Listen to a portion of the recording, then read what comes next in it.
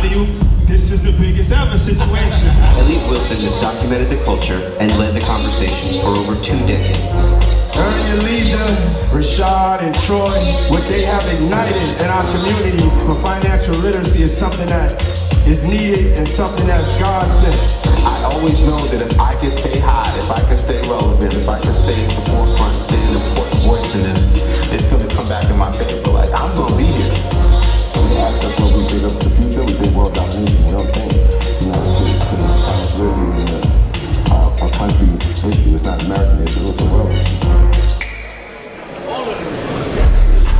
This might be one of the most important conversations of the day. Please make room, come down, sit next to someone. I know you may not know them, but come on down, grab a seat. Let's give a round of applause to the legend for a legendary conversation about how to build a successful brand presented by Ally.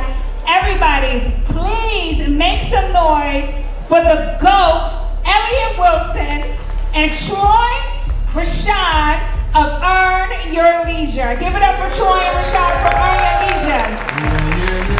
One of the most important conversations of the night. Who's the GOAT? Elliot Wilson.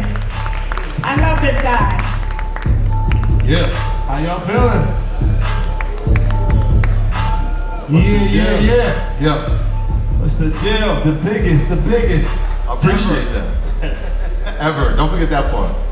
New York City, what's going on? Yes. Introduce yourselves, Rashad. I'm Troy. And, together we're Earn Your Leisure, man. These guys are from our culture, man, hip hop culture, and they've been teaching financial literacy, carving their own path, impacting culture. Like this whole year, man, you guys are really taking the brand to another level. Can you speak of what this year's been like for you guys? Nah, this year's been dope, man. Anybody go to InvestFest? InvestFest was a vibe. We had 20,000 people in Atlanta. Woo! Diddy, Robert Smith, Rich Paul, Maverick Carter, Jeezy. You know, be able to pull something like that together is the largest event in the world when it comes to business and financial literacy. So that was definitely, you know, something that was a highlight of the year. But we're on tour. We're on a world tour. Our show Market Mondays. We're going to Ghana. We went to London, Toronto. So it's about expansion. This year it's just been about global expansion. It's just, you know, taking it to a different level. Yeah, I mean, it's interesting. We started in January in Switzerland at the World Economic Forum. Woo! And so imagine that for a lot of people, they weren't familiar with it. So having us being there and giving exposure to what that is, and then showing up everywhere. Like every time we go somewhere, people are like, wait, what are you guys doing here? Whether it's the Grammys or the Super Bowl or it's All-Star Game. And our answer is always the same. If there's business happening, we need to be there. And so we show up at all the places that you think that money and entertainment and business connect. You know, that's right in our fabric. Was that the key, just putting yourself in position to be able to get that passport stamp and just go to those events and get yourself in position? Yeah, for sure. Like, you know, just doing things that you wouldn't expect from financial literacy business type of platform and being in the type of environments that you wouldn't expect to see us in. So it's important for us to be in New York Fashion Week and Art Basel and South by Southwest.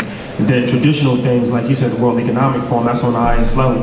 But, you know, it's always important for us to just keep going and never get satisfied. So never get boxed in, never get, you know, classified as just like a podcast, like it's a multimedia company that has a variety of different verticals. So it's very important to make sure that you always expand and always, you know, reach different levels and different audiences. Yeah, because like this national market, like you guys will sell an event in London. Like how are you able to like take the success and impact outside of America? I think it's the message. You know, financial education, financial literacy is not limited to the United States, right? There's people who have come from different socioeconomic backgrounds throughout the world. And so when we go to London, when we go to Lagos, Nigeria, when we're in Cairo, Egypt, we're in Kingston, Jamaica, people gravitate toward us because we look like them, number one, but number two, we deliver the message that can be digested in a way that's understandable. So people hear it, they execute it, and they come back for more. The most important thing is when they execute and get the information, they start telling other people. And so that's how it spreads. And so the first time we go to London, 3,000 people show up. The next time we go to London, we're able to sell out more alcohol. And so the myth grows, the prestige grows, but so does the impact. And so that's the most important thing. Every time we go somewhere, we want to make sure that we leave an impression and an impact that supersedes us being there. that it still exists, but we're not. Yeah, and really building your own thing. Like, let's go back to InvestFest. I know I'm incredibly proud of you guys of that. Like, that's the ultimate, what do we say, building in real life experiences to engage with the audience. Like, that's the ultimate example of that. Can you talk about your vision of it and how it's grown in the last 3 years? Yeah, so when you're building your business, I think it's extremely important to understand that cults become culture. So I think a lot of times people get frustrated because they're trying to reach millions of people straight out the gate. Whether you're a musician, whether you have a clothing line, whether you're a trainer, start with 10 people. But you gotta have a dedicated 10 people. So when we were starting, we knew that the physical experience was something that was different because that transitions from just online. A lot of people consume information online but have no real physical, emotional attachment to somebody. So we knew if we could actually get in front of people and shake hands, it's like a politician, that's why they go on the road. This is not correct. Yeah, this is all marketing when you really start to study it. So we started with free campaigns. We did free network events all over the country. And Just meetups. Yeah. Houston, Brooklyn, LA, Chicago, and the whole idea was we just want to get in front of people and build the momentum and let people know who we are. And we would try to get a percentage at the bar. So at the very as you should. so that was just to cover travel, right? But it was like we started with 50 people, 100 people, 400, 600. By the time we finished, we was almost at 1,000. So now we knew, okay, now it's time to do paid events. And then we started doing paid events. We already did market research from the cities that we went to for free to know if we was hot there. That's what we did in London. Hot markets. Exactly. So when we go to London, we do a free event at a place that fit 300 people. When 2,000 people showed up, we knew that now we can come back and do a larger paid event. So the event space, I think, is something that's extremely tricky. Because if you've never done it before, then you're just kind of like going out on a whim, and you could lose a lot of money doing events. Yep. But we always had the idea of start small, build that culture, get the footage first and foremost, and make it look like the craziest thing in the world. And then when we put it on social media, the buzz is just going to build, just like InvestFest. And now, when we showed you 20,000 people, you can't say that we lied. There's a drone shot. What was it like, Troy, sitting there with 20,000 people? It's incredible, right? You're talking about something that was an idea that we formulated in our head, and we were able to execute in real time. And so, like, when people are watching it, they're watching us put the list together. They're watching us get new ideas and implement them in real time. And so, when you think about InvestFest and you look at the landscape, it was like, you know what? Every industry has a culminating event, right? So, like, sports, football has the Super Bowl, NBA has the finals, movies has the Oscars. But business has nothing. And so we're like, wait, there's an empty space for us to fill.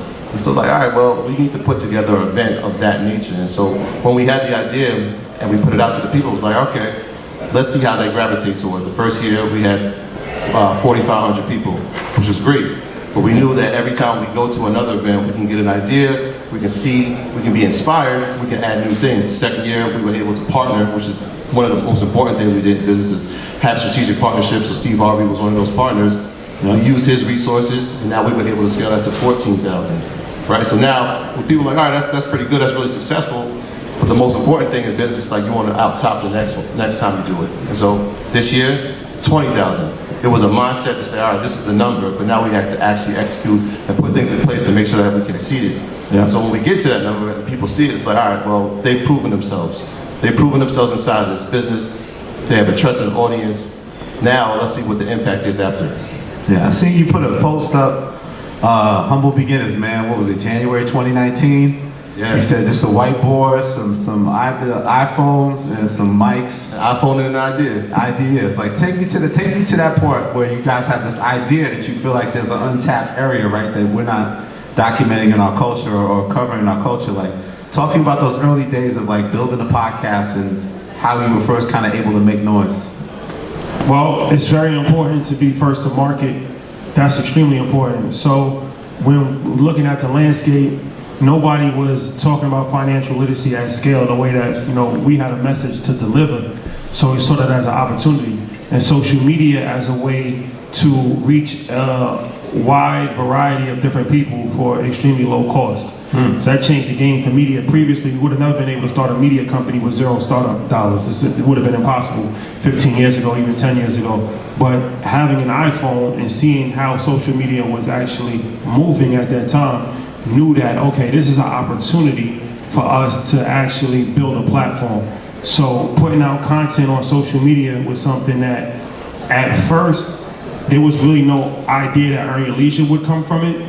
It was just to like, all right, let's just build momentum and build steam. And then once enough momentum was built, the demand was already there. So that's another thing, like as far as for business, I'm a big proponent of build a platform first before trying to sell a product. A lot of people try to sell a product before they have a platform. So when we built Earn Your Leisure, I had built my own personal page to 50,000 followers. The demand was already there for Earn Your Leisure. Then we built Earn Your Leisure, and then we just hit it out the park.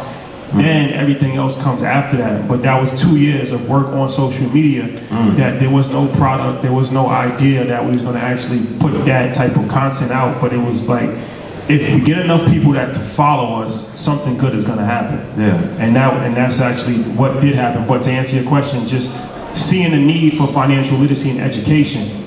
Education is actually the biggest business in the world, and the oldest business in the world. If you think about it, it's something that is actually mandated. Like, you get arrested if you don't send your kids to school. Like, there's truancy cops. Like, so you actually have to go to school or homeschool. So everybody actually has to be educated.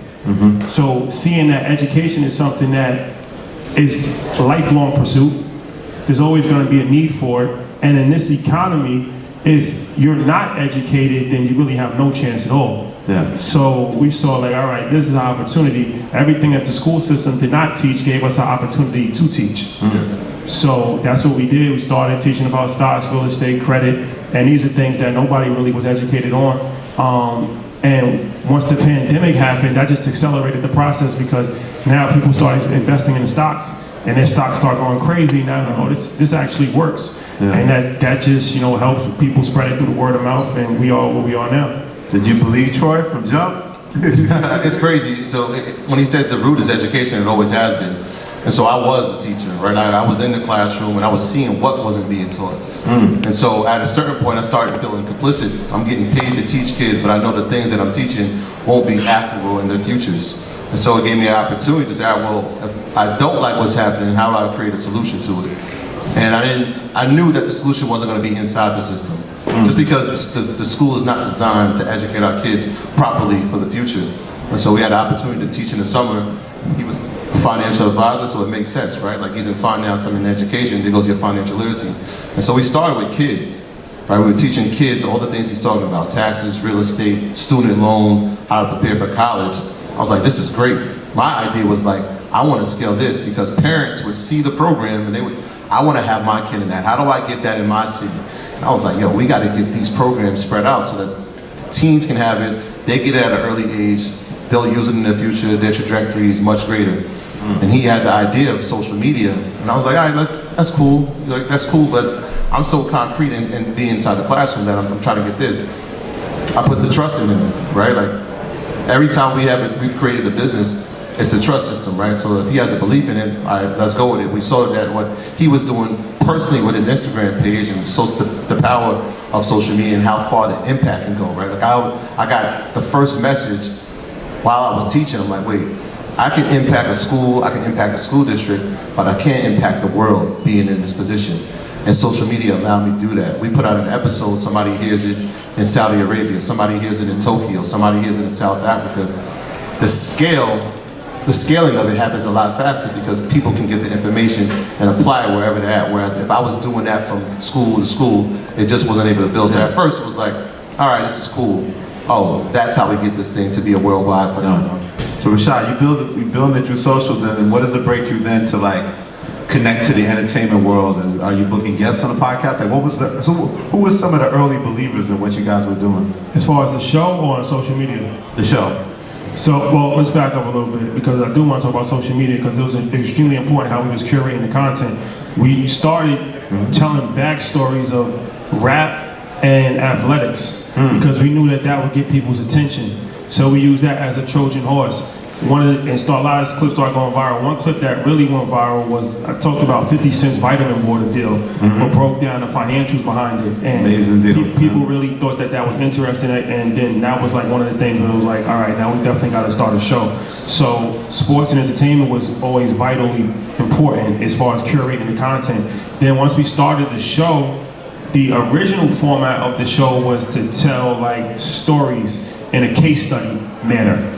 So we would talk about like, you know, Apple suing the Beatles and like kind of break it down. It was a lot of Soulja Boy. The origin of Airbnb. Yeah, it was a lot of case studies.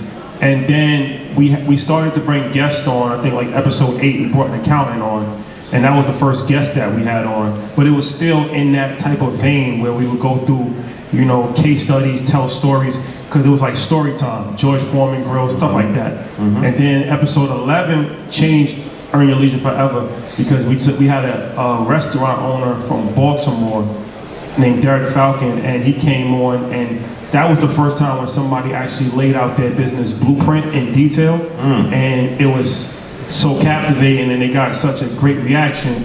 That became our format going forward, was to like detail business, like break down businesses and like kind of explain it. And yeah, and then it kind of changed again. Once we reached another level, then we started interviewing people, and then now we kind of have a variety of different things. So we still do the breakdown. We'll talk about a different subject, or we'll interview like a celebrity or a person, and they'll talk about their businesses, Rick Ross, stuff like that. So the format of the show has changed a few times, but those are a few key moments in the history. Yeah, and it's always at its core is hip hop. Right, the way we talk, we don't try to hide it. We show up as we are. People loved it because they're looking at guys that are wearing hoodies, but they're talking about inflation. They're talking about valuations. They're talking about stocks. That had never been done before. But it's all rooted in hip hop. Even in fact, I was kind of telling you backstage, the first lesson that I ever wrote was Jay. Right, when he said all blacks got in sports entertainment. I'm like, well, damn, he's right. Every time we looked at success, it was coming from those two fields. We never championed anybody in business. And so we saw that there was a missing piece there, right? If we can talk about the people in business and start to get people thinking about that and start to champion people that came from that world, we have a chance to have people aspire to be other things. So now when we interview the restaurateur from Baltimore, and he talks the language, and he comes from a similar background and some of the same adversity that the listeners come from, they feel like I can be him because our stories are very similar. But then they see the accountant, and I can be her. In fact, I can use her information, right? Then they hear a tax professional, and they say, wait, I need to use this information. In fact, I can work for her, or I can create a career like her. So all these things were happening, and now it became a gumbo of all the different opportunities you can be. When we grew up, we only thought we can be entertainers, or athletes. Now we're just throwing a dartboard. Wait, I just saw Earn Your Leisure episode 35. That person created their own nonprofit. I want to do that. Oh, this person created their own company inside the world of fitness. I can do that. So we're just trying to keep inspiring people by showing people that look like them, actually doing it and succeeding at it. But then you grow and you do get some of the biggest in entertainment to be on the platform. You mentioned Steve Harvey. Like, why do you think the connection there was so strong? Like, why wasn't that, you know, just another Steve Harvey interview? Like, what made that whole connection with you guys so special? The Steve Harvey one was a pivotal moment for us because he, for the first time ever, he got an opportunity to really talk in detail and tell the story. Everybody else always looked at him like, come on my platform, tell a few jokes, you know, and he's been in the game for 30 years. Nobody ever gave him an opportunity to talk, really, on a serious level, and to break things down. So when he spoke to us, that was like a documentary almost, like 2.5 hours of him talking about his divorce and him owing the IRS $30 million, the ups and downs. You know, in between it, he's telling jokes, telling stories, but he told us that was the most impactful conversation that he ever had in his career. And once again, I think it's because previously, everybody else just kind of treated him like a comedian. And they never took him serious. And that's another thing that we are able to do as far as with the entertainers and the athletes, where we're able to give them a voice outside of just dancing and singing. Like, you know what I mean? Like, yeah, they can rap good songs, but they're more than just musicians.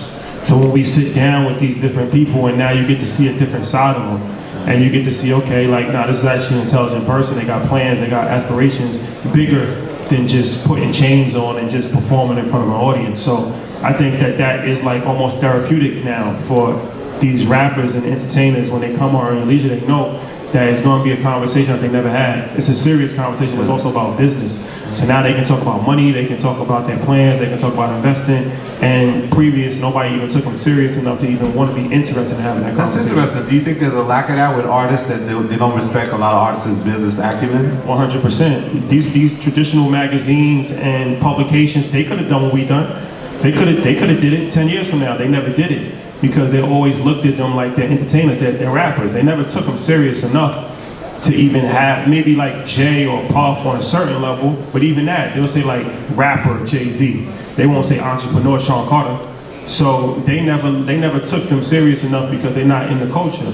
So we took them serious and we added that whole dynamic to it. So I think that we definitely pioneered that as far as that, especially when it comes to business, for sure. Yeah, I think we had the ability to humanize the actual guest, from a sense where when you hear Steve Harvey and he's having tax issues, that's a human, like we can relate to that. We've had tax issues. When you hear Yo Gotti saying he didn't know what property tax was, well, there's people in the audience who didn't know what property tax was. You know, we sat down with T Grizzly yesterday and he was telling us, I didn't even know what credit was. I didn't even know I needed a credit score to buy a house.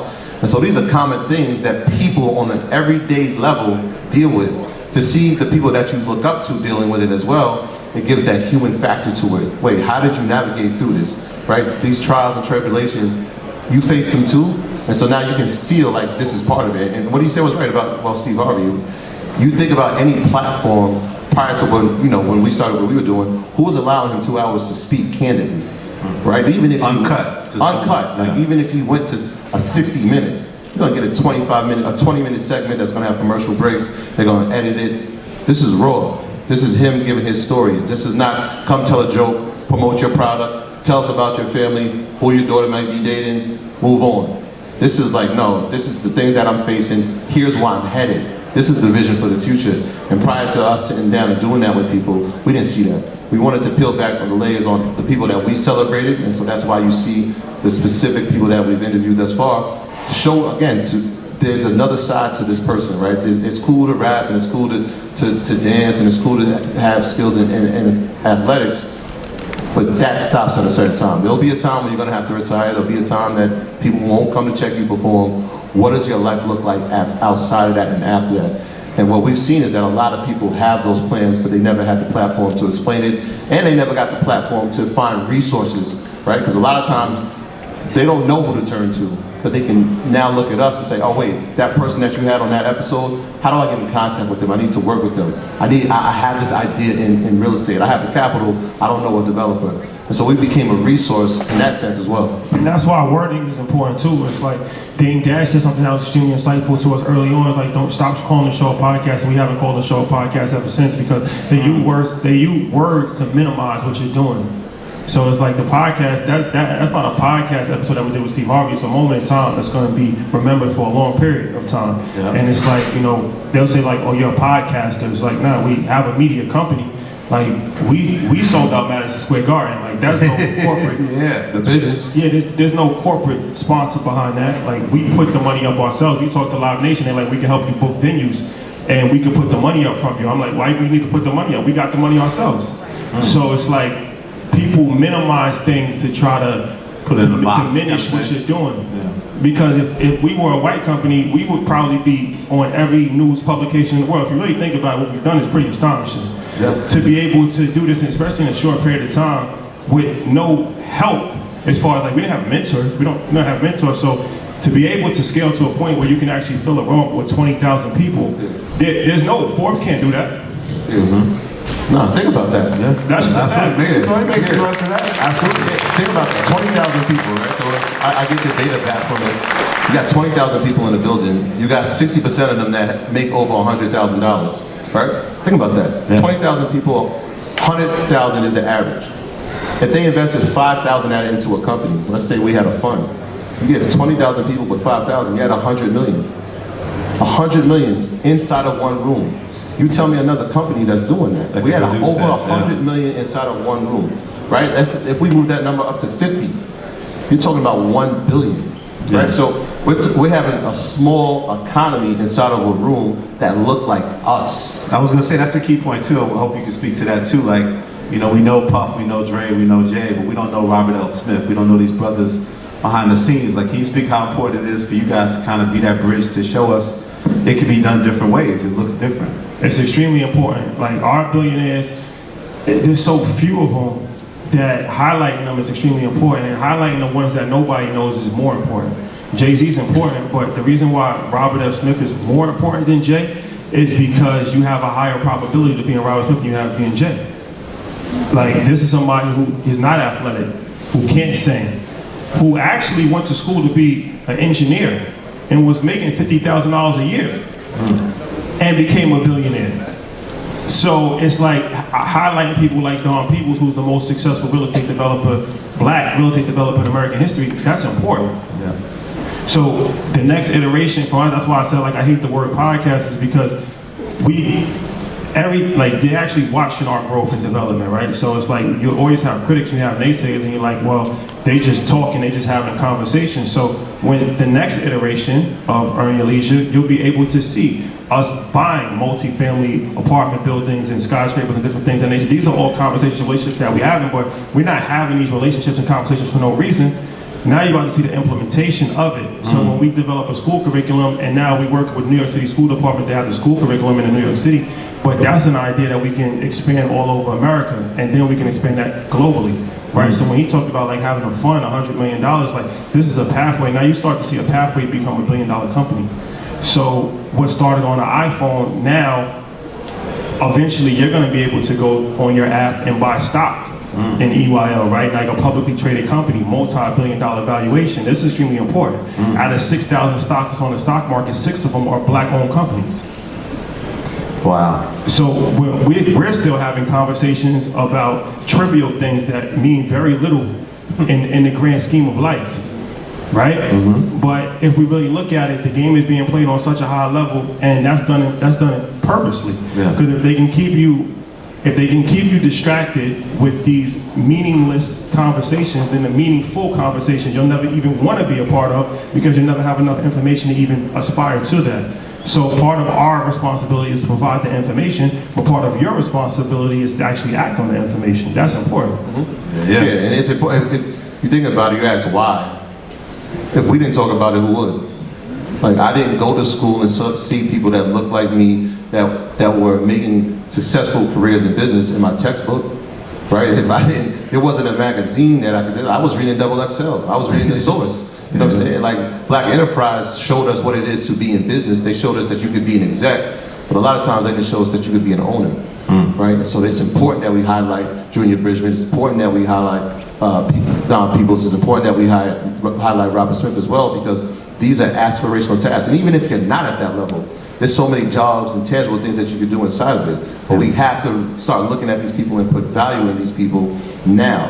And not just them, but the younger adults and teenagers who have those type of interests, right? The kid who wants to code and the kid who wants to create his own AI product, we don't hoard around him, right? We hoard around the kid that's going to make it to the NBA. We hoard around the kid that's going to go to the NFL. We don't look at them the same. It's, all right, yo, that kid's mad smart. Good luck. Make sure you don't get no fights, right? But we should be saying, like, how do we make sure that this kid has the right network? How do we make sure this kid has the right resources so that he can develop into the talent that can create something that can change the world, right? So when we're talking about, you know, in our community, we're talking about why is Drake hanging out with Lil Yachty? Mark Zuckerberg's trying to, you know, eradicate the world from disease. Elon Musk is trying to go to Mars. Jeff Bezos, like, they're leaving the planet. And we're talking about why is he hanging out with Lil Yachty? We gotta really start taking what's happening around us serious, because if we don't become a part of the solution, we're always gonna be the product. Is that your advice to kind of young content creators out there, to not kind of get distracted by kind of that daily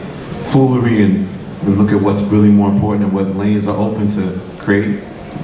Yeah, I mean, I think that everybody has a different type of platform, so everybody's not gonna be on your leisure, and that's okay. But when you're creating your platform, just understand that you have a media company, and there's responsibility that comes with being a media company and providing media. So if you're producing content that is detrimental, then that's something that you have to be able to live with. But ultimately, it's not something that's helpful, and it's only going to lead to a perpetual state of poverty for our people.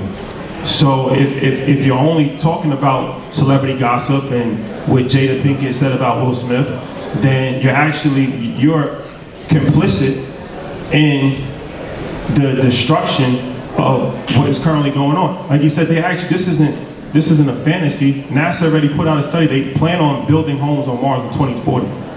So this is worlds that's actually being built outside of our world. So outside of just financially, you'll be in a rat race forever, but just physically, you're gonna be left. Like literally, you're gonna be left. So I think it's extremely important for us to fully understand technology has empowered everybody. When you look at artificial intelligence, you can't run from it. It's something that you have to embrace. Artificial intelligence is only going to get bigger and more scale. So it's giving you an opportunity to become a millionaire. It's giving you an opportunity to level the playing field. Like I said, we're perfect examples of that. We didn't start with much. We didn't start with anything, actually. So to be able to grow a multi-million-dollar media company with a variety of different verticals in 5 years off of an iPhone and an idea, yeah, that's impressive, but it's not about us, it's about you. So if we can do it, then what are you doing? Because it's not like we're preaching about something that is a theory or we did in a textbook. We actually did it in real life. We never had a job in this. We didn't get passed along through gatekeepers. We didn't work our way up a corporate ladder. We didn't ask celebrity friends for help. These are things that we actually did with no information, no knowledge at all. So if we're able to do it, then everybody's able to do it as well. So imagine if, okay, we're doing it in media, but imagine somebody did it in tech. Imagine somebody did it in this area. Imagine somebody did it in sports. Now we start to build a whole new ecosystem, right? So this Black Wall Street idea is, there's never going to be a Black Wall Street again. Black Wall Street is something that is past. We don't need a new Black Wall Street, but we need a new way of thinking, right? We don't live in a society where we actually have to buy bread. That's something that's still a low level. We need to create billion-dollar companies on the tech side that can revolutionize and change the world. We need to have more companies on the stock market. We need to have $100 million ideas. These are things like when we watched the movie and they was talking to Mark Zuckerberg and he was like, $1 million isn't cool. What's cool? 100 million. Now it's like $1 billion. Like if you're not thinking about $1 billion idea, you need to go back to the drawing board because you're thinking too small. Yeah, and add to that, it's about that $1 billion. Yeah, you can clap for that. Yeah. It's about looking at scale, right? So when we're talking about technology, these things are scalable. If you look in our communities, the business that we create, hair salons, barbershops, restaurants, great businesses, but are they scalable? It's tough, right? If you don't show up to the job, can that job work? Can that field work? And most of the times it can't. And so we gotta start thinking ahead. Rather than planning for 5 years or 10 years, if you look at the wealthiest families, they plan for hundreds of years, right? And that's how they're looking, right? When we're talking about eradicating disease, they're looking 80 years in advance. And so we gotta start looking like that. But the last thing I'll say is that the language is important. And this is hip hop, right? Like this is hip hop. And it goes back to, Jay, when he's like, yo, who's the best MCs, Biggie, Jay-Z, and Nas? At the time, he wasn't in the conversation, but he spoke into existence. And so when we say that we're not calling it a podcast, it's a show, it's very intentional. When we say we're the biggest, it's very intentional. It's earn your leisure, baby. That's the new drop. It's very intentional because we're walking in that pathway, but we want to make y'all see it in real time. And so when it happens, it's like, oh, they always said they were going to be that, right? This is faith. It's happening in real time. In real time, I think we got a surprise guest. He's here, the commissioner himself. Oh, okay. Big dog, man. Ernest, you the biggest. Only the biggest brings him out. Make some noise for Steve Stout.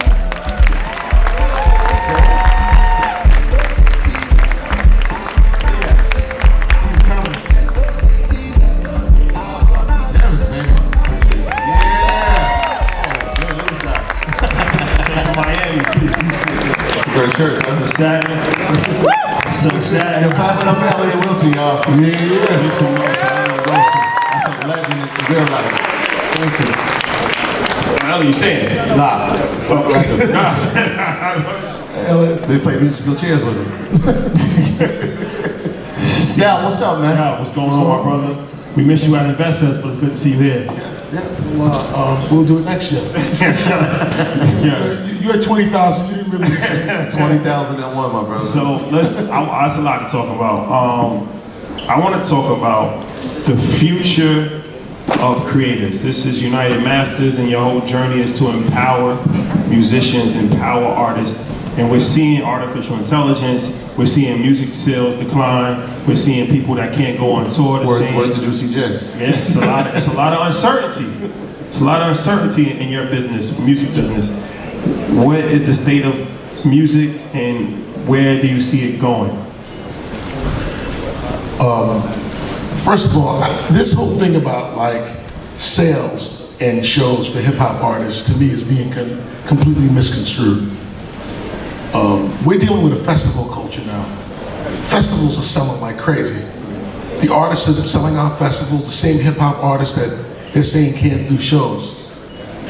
Streaming numbers are not necessarily equating into selling tickets at shows. So you stream a lot, but yet they're not buying the tickets, but they are buying,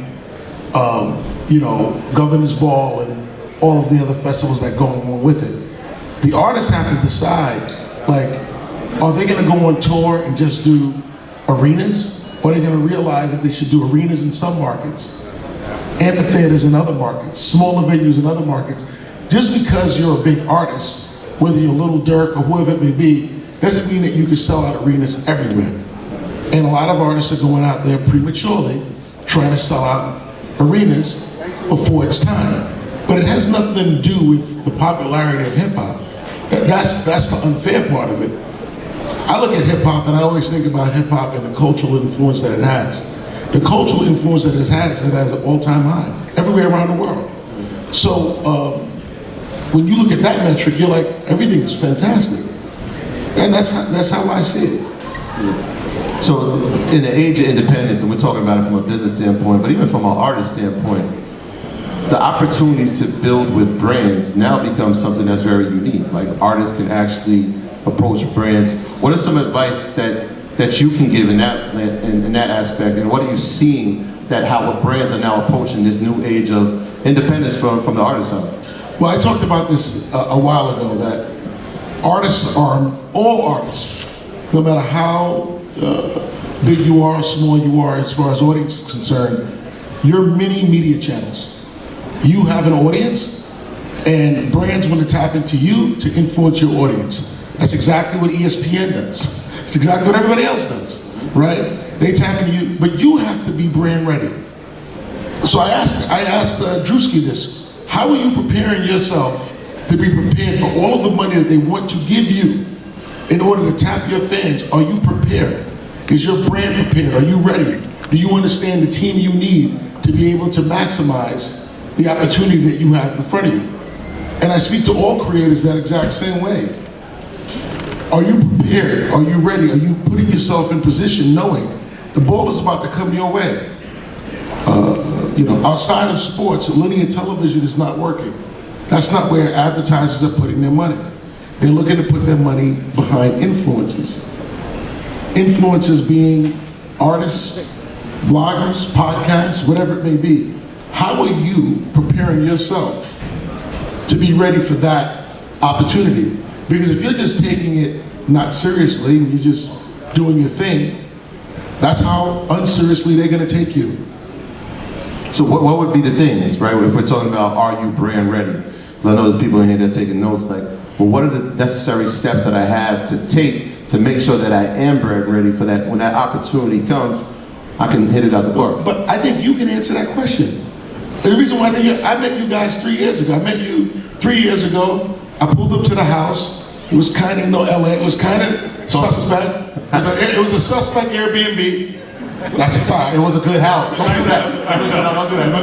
It was a nice house. Now the area might have been a little. Okay, hold on. The vibe might be a little. In totality, I was concerned.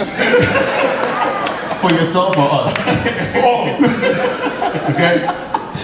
But at that point in time, exactly what you manifested today. You said, yo, we're gonna teach financial literacy like rock stars. Selling out arenas, selling out shows. I first found out about you guys through Kevin Hart. And everything you said you were gonna do, you did. But when I first met you, you were on your way. How did you become brand ready? You want to start? I think we became brand ready by just being authentic to who we were, making sure that we maintain a connection with our audience, because that's important, right? We were able to move the audience, and we still are able to move the audience and move culture in ways that no other financial institution or brand can. So, you know, advertisers ultimately, they want to connect with audience. So that I think that we fit the part as far as the look. Yeah. We doesn't hurt. It could be worse. I think that we are able to articulate ourselves pretty decently, and I think that we're pretty safe in regards to our brand. We're not like super controversial, but we follow that thinnest slice. Remember you told me about the thinnest slice? Absolutely. We follow the thinnest slice strategy. And we have good infrastructure. I'd like to talk about the infrastructure. I also want to talk about consistency, which is something that people lack. Like when people always try to look for the formula for success, it's always been our consistency. Every day, they know that what they're going to get from us. And if you do something consistently on a daily basis, on a weekly basis, on a monthly basis, especially for your audience, you become a part of their daily life. And so once you become a part of somebody's daily life, then brands are going to notice, because they're looking at it like, who has the audience, who has a demographic that I'm looking to reach. And for us, we know our demographic very well, and the brands know it very well, and so they're figuring out, how can I work with them to tap into their audience? And so I was going to say consistency. You want infrastructure? Well, the last thing, we have good people in place that actually follow up, answer emails, set Zoom calls. Shout out to our staff, AB and everybody. So that's important as well, because if you get emailed and you don't respond to the email, or if you have a Zoom call and you missed a Zoom call, you have to be very professional. So I think that's extremely important as well. So you guys, the question to me was to tell everybody out there and everybody who's on the live stream, we're 200,000 plus on the live stream. Congratulations. That, you know, how do you get brand ready? And you said it, man. Follow up, consistency, understanding your audience, not safe to the point that you're saying things that you don't mean, but saying everything that you mean in the most respectful way, that's honest, and you're not crossing the line of vulgarity and making that point. Those are the things that you need. Those are the basic ingredients that you need to be brand ready. And when I first met you guys, rather in the last 2 years, we've been partners, and we work with brands because you were brand ready. And I think there's a lot that people can learn from Earn Your Leisure on your journey and how you became ready and open for business. Appreciate that. Well, I want to talk, let's stay in this vein. You're the guy that is famous for bringing hip hop culture to corporate America, right? You do the Allen Iverson, Reebok deal. Hold on, nobody claps for that? That's crazy.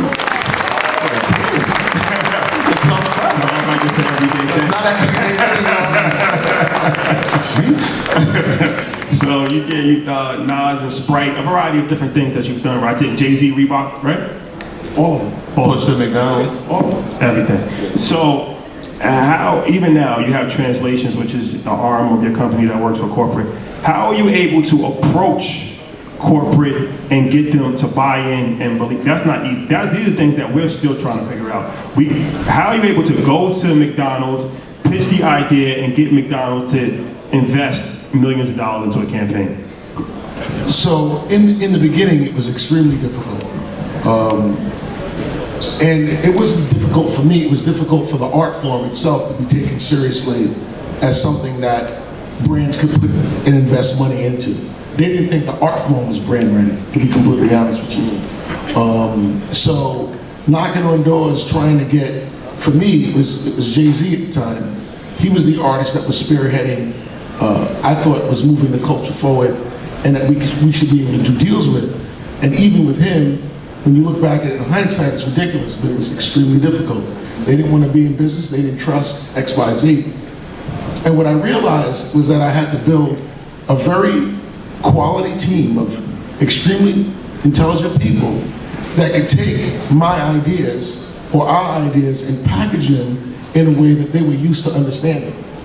And Translation, the company we have today, we still approach things first with a strategic lens. If you look at our strategy decks, if you look at the way we actually package the work and package the idea, the first thing we're trying to do is solve a problem. We're trying to solve a business problem. No different than McKinsey or Bain or any of these big consulting companies do. We first solve the strategic problem, and then we with strategy, and then we apply a creative solution to that, so that we articulate the solve through a creative idea. You know, it could be creative that you see on television, or digital creative, or it could be an experience, or it could be a product that we invent. Whatever it is, but it first starts with the strategy. And it took many, many years to be able to get the credibility in the space to not only convince the brands, but to hire the people that could do that. And that's what we built the company on today. So it was never easy. And by the way, whether it's an artist for a campaign or whatever it may be, the same protocols apply. The same diligent, strategic protocol applies. And if you look at our work, you know, we can tell you how we got to the answer through a very structured, thought, rational process of strategy.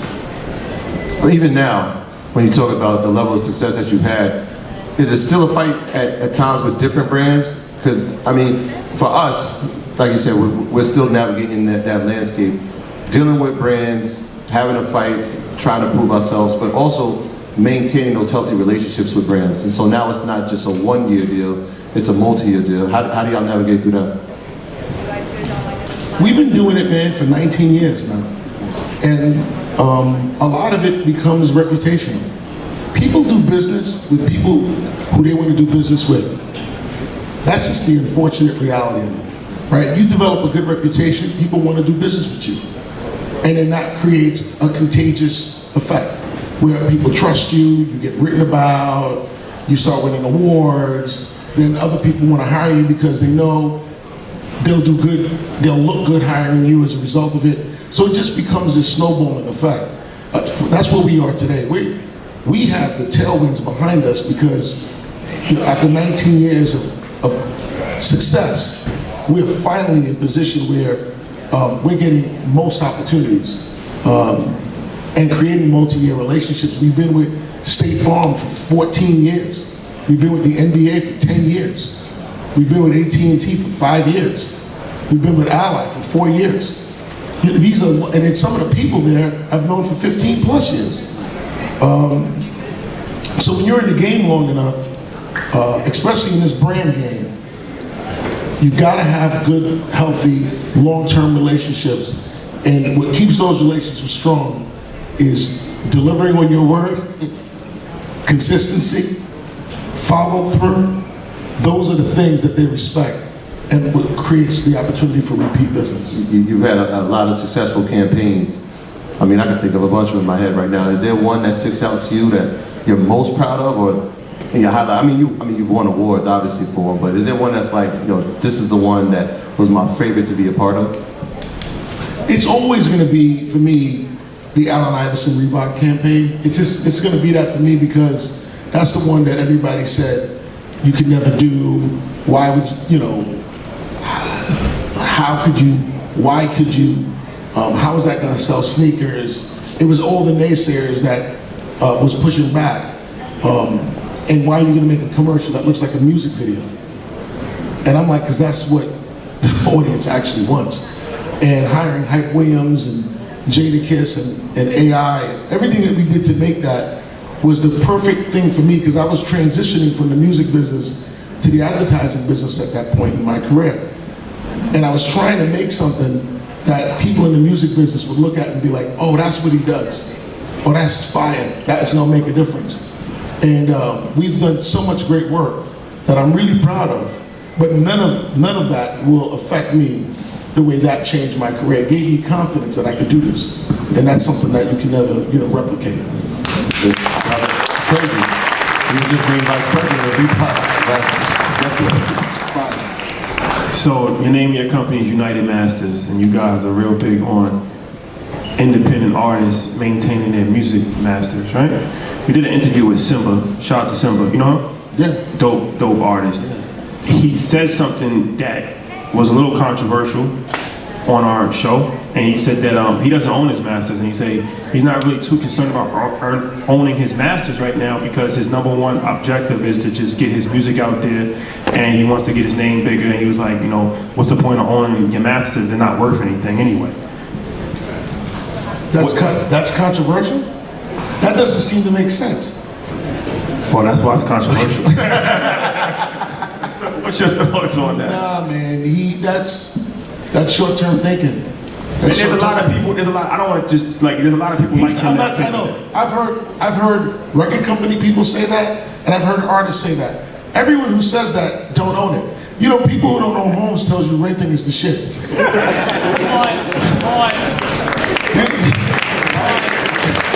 But the biggest artists in the world don't own their masters, right? No. At one point, well, early on, what happens is one of the things that takes place is you're an artist. You came in the game years ago, and you fulfilled your obligation. It was a 7-album commitment or something. 7 projects. So now you finished and you're about to leave. You could be a free agent. And then what they tell you is the following. If you stay, we'll give you X amount of dollars and then we'll give you back the first album you did. So now you're stuck. Because you actually love the first album you did, that's your baby.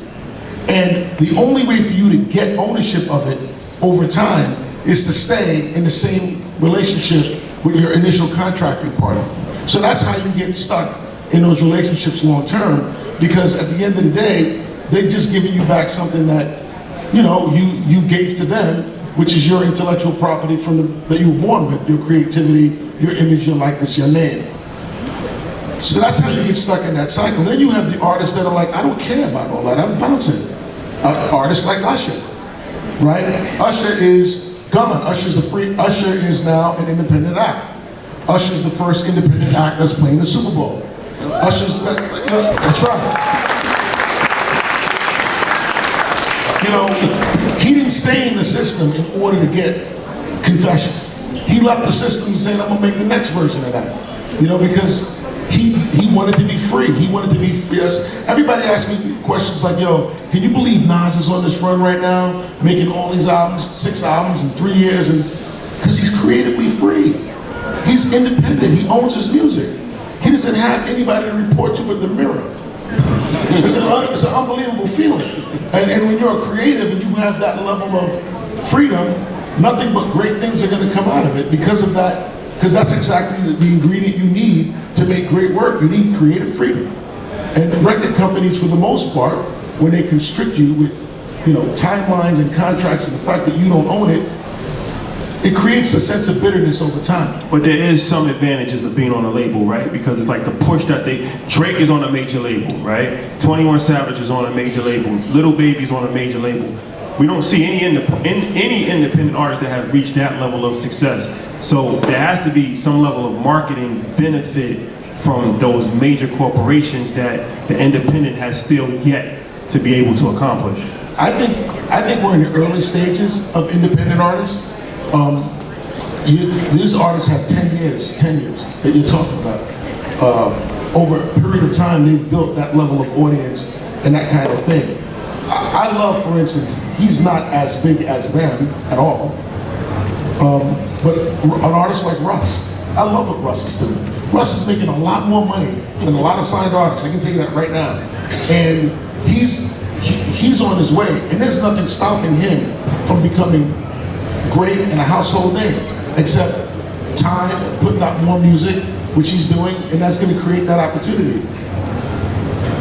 I can't tell you anything very specific at this point in time, honestly, what a major label does outside of give the artist money up front. I don't see another thing that they provide that is not replaced or cannot be replaced by anybody else. I have the same relationship with Apple, if not better than they do. I have the same relationship with Spotify that they do. That's where it's coming from. And the rest of it is, I believe, you know, does radio matter to a certain extent? You know, social media is the new MTV. So I'm not sure, you know, I'm not sure how this plays out over time where they maintain that position that with us, you become ultimately bigger. Because what no one talks about is all the big artists or all the artists that signed to a major label that has failed. That never comes up. Now, how many failures do they have?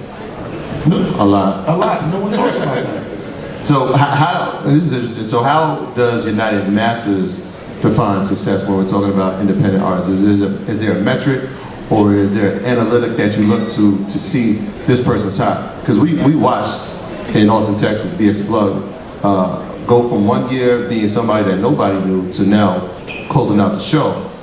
I'm sure there was metrics and certain things that he reached inside that demographic that you said, all right, this guy's buzzing. What are those things that United Master looks at?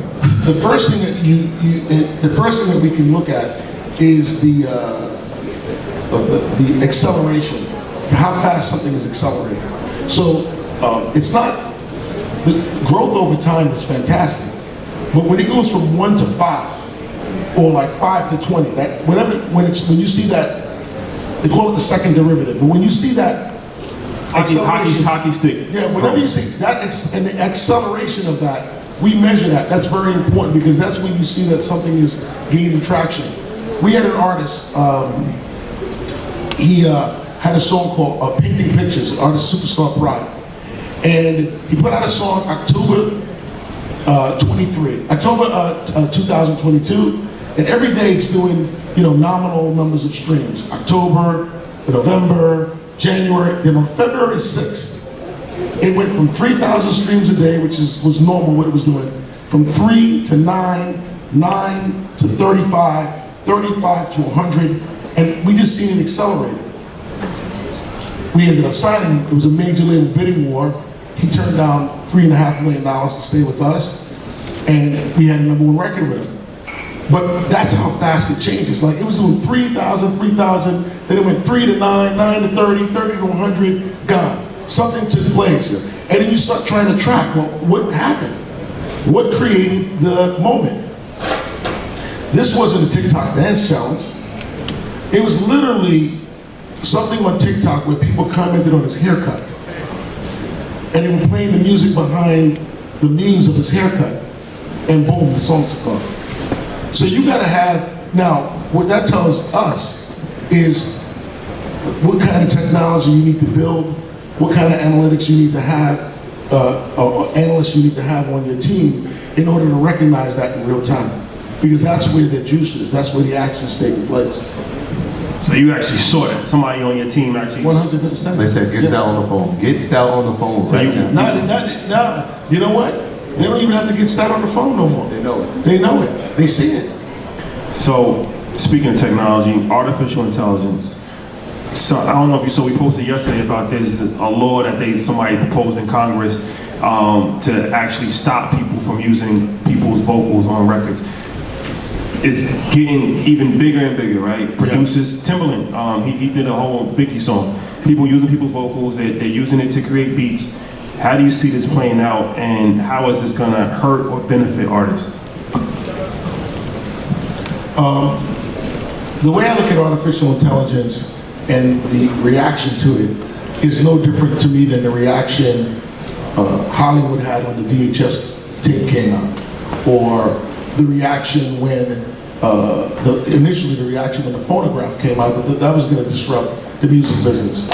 New technologies always immediately creates this reaction where people get scared and nervous, because somebody can make an artificial intelligence version of the Drake and the Weeknd, and it becomes a temporary success.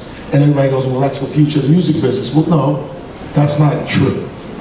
What I do believe is going to happen is once you get past the panic, you actually realize that artificial intelligence can actually be very helpful in helping separate the clutter from the stuff that's actually really good.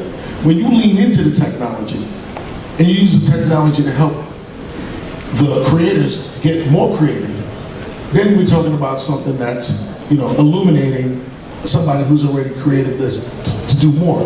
But if you automatically sit back and get nervous about it and go in panic mode, you're gonna just be one of these people who are not gonna really look at how that technology can be beneficial to your artist or beneficial to your movie studio. Part of what they're fighting for right now in the SAG and the AFTRA Hollywood strike is artificial intelligence. Because the question is like, if you were making Shrek, do you need Eddie Murphy's voice to play the donkey if you could use artificial intelligence to be that voice? And they're gonna figure it out in law that you can't own that voice or that tone, or they're gonna have to sort that out, and the actors are obviously fighting for it. But once they get past that, then you can actually look at how we could use that technology in order to empower creatives in different industries. That's how I feel. It's interesting because they just said that the news article on the deep fake, and so forget the animation part, they can actually use the person's face. So that's going to be a lawsuit in itself too. We're on the 50th year of hip hop, which is interesting, right? It makes me think of shout I'm gonna put you on the spot, man. You come from the world of business. Big said we never thought that hip hop would take it this far.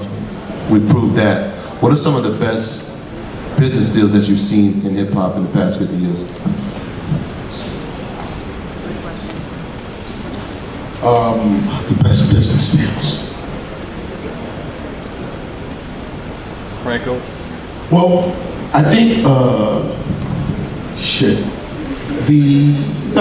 there was a couple record company sales that I thought were very important. Like, I think just building Cash Money, the way they built that company, and the fact that they've kept on taking and getting money from Universal, and that partnership, while they maintained ownership, was a very successful sort of business deal.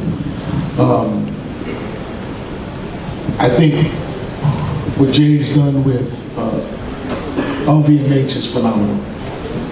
Selling Ace of Spades and maintaining a partnership in Ace of Spades with the finest luxury brand in the world is absolutely insane. I mean, that's the pinnacle of LVMH, the pinnacle of luxury. And to have the champagne that, and you just take the story arc of, the CEO of Cristal saying, I didn't make it for them, right? That really happened. And then, 15 years later, LVMH is making it for them. I think that's incredible. You definitely got me on the spot here. I think a lot of, I think what we've done, man, honestly. I thought that was going to be the first answer. I think, being able to go in corporate America and kicking down that door for real, and getting artist opportunities with Fortune 500 companies is something that'll never be forgotten. And I know my responsibility when I was doing that, and I'm very proud that wherever I go around the world, I'm associated with that idea that I was the person who did that. Speaking of this, my last question before we end, I gotta ask you about, we actually have a business together called Earn Your Masters. That was actually a very intelligent business move on your behalf as well. Very savvy. What's your thoughts on the Earn Your Masters franchise, and how do you see that evolving? I told you before, man, I think we should go on the road. I think we should take that, and I think what you provide in financial literacy and education, and the opportunity that we provide young artists and young creators to take and build education, take that master classes around education, financial literacy, because, as you know, man, all right, you got the opportunity now, you made some money. Now what's next? We know a lot of people have made money and have gone broke because they didn't know what the right first thing to do, and there was nobody there to tell you what to do so that you could have the proper guidance to build a career and know where to invest your money and know how to spend it correctly, what have you. So to be able to take our platform and the artists that we have and the educational credibility that you guys have around financial literacy and Earn Your Masters and take that on the road, I think we should definitely do that. I think we can take it all around the world. And I'm not saying that just because we're on the stage in front of these people in the live stream. I'm saying that because we spoke about that before, actually. And I think it's something that we could do, and I can get the sponsorship in place so we can do it, so we can just get silked out and go take it around the world and see what we do. Silked out. Silked out. Rolling with Stout. Make some noise for the commissioner, Steve Stout.